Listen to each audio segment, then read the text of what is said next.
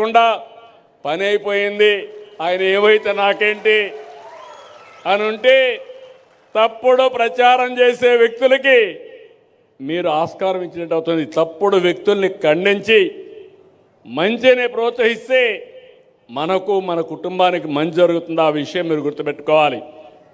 తల్లికి వందనం చెప్పాం. ఎంతమంది పిల్లలుంటే అంతమందికి ఇస్తా అన్నాం. ఈరోజు గర్వంగా చెప్పగలుగుతున్నా 7 మంది పిల్లలుంటే 1,05,000 రూపాయలు 7 మందికి ఆ తల్లి అకౌంట్లో వేసామా లేదా?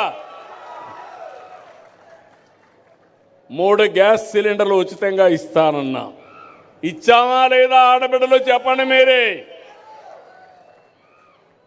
ఇంకో పక్కన స్త్రీ శక్తి ఉచిత ప్రయాణ సౌకర్యం, ఫ్రీగా తిరగాలంటే ఆడబిడ్డలు మొత్తం ఎక్కడ తిరగాలన్నా తిరిగే సౌకర్యాన్ని ఏర్పాటు చేశాం. అంటే ఇవే కాకుండా ఆటో డ్రైవర్లకు ఇచ్చాం, మత్స్యకారుల సేవలో కార్యక్రమాన్ని ఇచ్చాం. ఇలాంటి కార్యక్రమాలు చేనేత కార్మికులకి రాయితీ కింద కరెంట్ ఇస్తున్నాం, ఇవన్నీ చేశాం. ఈరోజు ఒక పక్కన సూపర్ 6 సంక్షేమ కార్యక్రమాలకు పెద్ద పెట్టేశాం. ఇంకో పక్కన స్పీడ్ ఆఫ్ డూయింగ్ బిజినెస్ అనే పేరు పెట్టి పెద్ద ఎత్తున పెట్టుబడులు ఆకర్షించాం. నేను మెగా డిఎస్సి పెడతా అన్నాను, ఎన్నో ఇబ్బందులు కలిగించారు. కోర్టులకు వెళ్ళారు, సుప్రీంకోర్టు వరకు వెళ్ళారు. అన్ని క్లియర్ చేసి సంవత్సరం లోపల ఏదైతే మెగా డిఎస్సి పెట్టి ఉద్యోగాలు ఇచ్చిన పార్టీ ఎన్డీఏ అని చెప్పి కూడా నేను మీకు తెలియజేస్తున్నా. మొన్ననే 6,500 మంది పోలీస్ కానిస్టేబుల్ని రిక్రూట్ చేశాం. ఇప్పటి వరకు దగ్గర ప్రైవేటు వ్యవస్థలో ఒక 4-5 లక్షల మందికి ఉపాధి కల్పించాం. నిన్న మొన్న మీరు చూశారు, దేశంలో వచ్చిన పెట్టుబడుల్లో 25.3% మన రాష్ట్రానికి వచ్చాయంటే అది ఇక్కడుండే ఎన్డీఏ ప్రభుత్వం యొక్క సామర్థ్యత అని మీ అందరికీ విజ్ఞప్తి చేస్తున్నా. నేను కానీ మిత్రుడు పవన్ కళ్యాణ్ గారు కానీ ఇంకో పక్క బీజేపీ అధినేత ప్రధానమంత్రి నరేంద్ర మోడీ గారు, ఈ 3 కూడా మీరు చూస్తే ఇది డబల్ ఇంజన్ సర్కారే కాదు, 3 ఇంజన్ బుల్లెట్ ట్రైన్. ఇది దూసుకెళ్తున్నాం, టెక్నాలజీ బుల్లెట్ ట్రైన్. ఈరోజు మీరు చూస్తే ఒక పని కాదు, ఒక పక్క అభివృద్ధి, ఒక పక్క సంక్షేమం. ఒకప్పుడు మీ రోడ్లు మీరు చూశారు, ఈరోజు మట్టి లేని పరిస్థితుంటే నేను ఒకటే చెప్పాను మా అధికారులకి, గుంతలుగానుంటే మీ పని భరతం పడతానని చెప్పి ఎక్కడికక్కడ గుంతలు లేని రోడ్లు, పాట్ హోల్స్ లేని రోడ్లు, మీ ప్రయాణం ఎక్కడికి పోవాలన్నా సుజావుగా ఉండే విధంగా చేసే బాధ్యత నాదని మీ అందరికీ హామీ ఇస్తున్నా. నిన్ననే రోడ్లు వేయడంలో పుట్టపర్తి జిల్లాలో గిన్నీస్ రికార్డ్. 2 రోజుల్లో 40 కిలోమీటర్ల రోడ్డు వేశారు, రాత్రి మగుళ్ళలో పనిచేశారు. నేషనల్ హైవేల మీద శ్రద్ధ పెట్టాం, స్టేట్ హైవేల మీద శ్రద్ధ పెట్టి రోడ్లన్నీ బాగా చేశాం. కడాన మీరు చూస్తే కరెంటు ఛార్జీలు పెంచేసి వెళ్ళాడు. అప్పుడు రెగ్యులేటరీ కమిషన్ కూడా వేశాడు, ట్రూ అప్ ఛార్జెస్ అని పెట్టాడు. నేను చెప్పా, ఇంకా పెంచే పని లేదు, సమర్థత సత్తా ఉండే ప్రభుత్వం.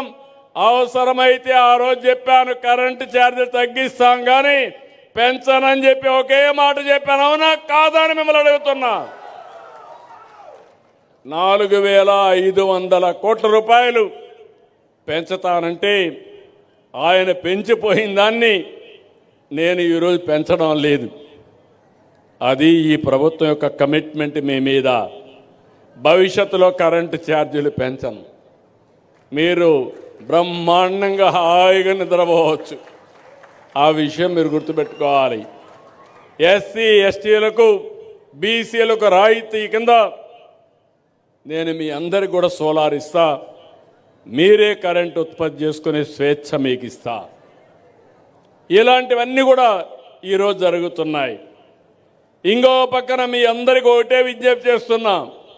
ఇప్పుడు కొత్త కాన్సెప్ట్ తీసుకొచ్చాను, స్పీడ్ ఆఫ్ డెలివరింగ్ గవర్నెన్స్.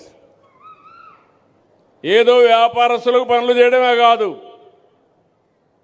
నన్ను గౌరవించింది, మమ్మల్ని గౌరవించేది, ఈ పార్టీకి అండగా ఉండేది పేద ప్రజలు. కాబట్టి మీకోసం మన మిత్ర ఒక యాప్ తీసుకొచ్చా, వాట్సాప్ గవర్నెన్స్ తీసుకొచ్చా.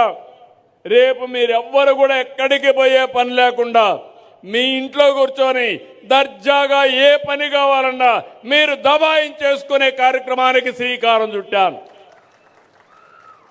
క్యాస్ట్ సర్టిఫికేట్ కావాలన్నా, ఇన్కమ్ సర్టిఫికేట్ కావాలన్నా, మీకు ఏ పని కావాలన్నా, కడాన మీకు ఫోన్లో టైప్ చేయడం తెలియకపోతే మెసేజ్ పెడితే ఏఐ ద్వారా మెసేజ్ని కన్వర్ట్ చేసి మళ్ళా పని చేసి ఆ మెసేజ్ని మీకు చెప్పే బాధ్యత నేను తీసుకుంటానని చెప్పి కూడా నేను మీకు తెలియజేస్తున్నా. ఒక సేవకుడుగా ఉంటా, ఒక అన్నగా ఉంటా. అదే మరిగా మీ అందరికీ ఎక్కడా ఇబ్బంది లేనటువంటి సుపరిపాలనకు నాంది పలకతా. అది నా బాధ్యత.